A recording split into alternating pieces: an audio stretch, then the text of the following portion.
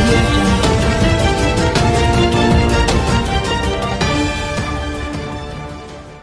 మేము మీకు చెప్పడం అంటే హనుమంతుని ముందు కుప్పిగంతులు వేయడం అవుతుంది. ఎందుకంటే మీ బాల్యం నుంచి మీ చిన్నతనం నుంచే మీకు ఈ ప్రాంతం మొత్తం కూడా కొట్టిన పిండి మొత్తం కూడా మీకు సుపరిచితం. మీ ఎమ్మెల్యే రామారావు బాగానే హుషారైండు. సిరిసిల్ల నీళ్లు పడ్డట్టుని, సిరిసిల్ల నీళ్లు బాగానే ఉండబట్టట్టుని. జిల్లా ఇస్తే చాలు ఏం అడగమన్నది వెనకట.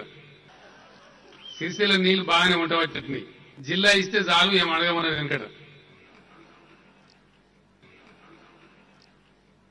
ఇప్పుడేమో 250-300 కోట్లకు పెట్టింది దెబ్బ.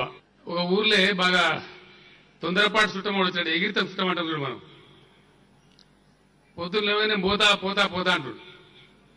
సరే ఇప్పుడు చాలా రోడ్లైనా బస్సులైనా కానీ అప్పుడు లేకుండే, చాలా దూరం నడిచిపోయే పరిస్థితి ఉండేది.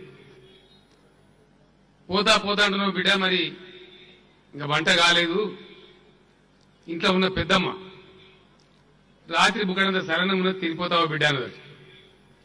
ఎందుకు పెద్దమ్మ, నేను సలనం తింటా ఉడకనమేదాకా ఉంటా అన్నాడు. ఈ రామారావు కూడా అట్లనే ఉన్నాడు.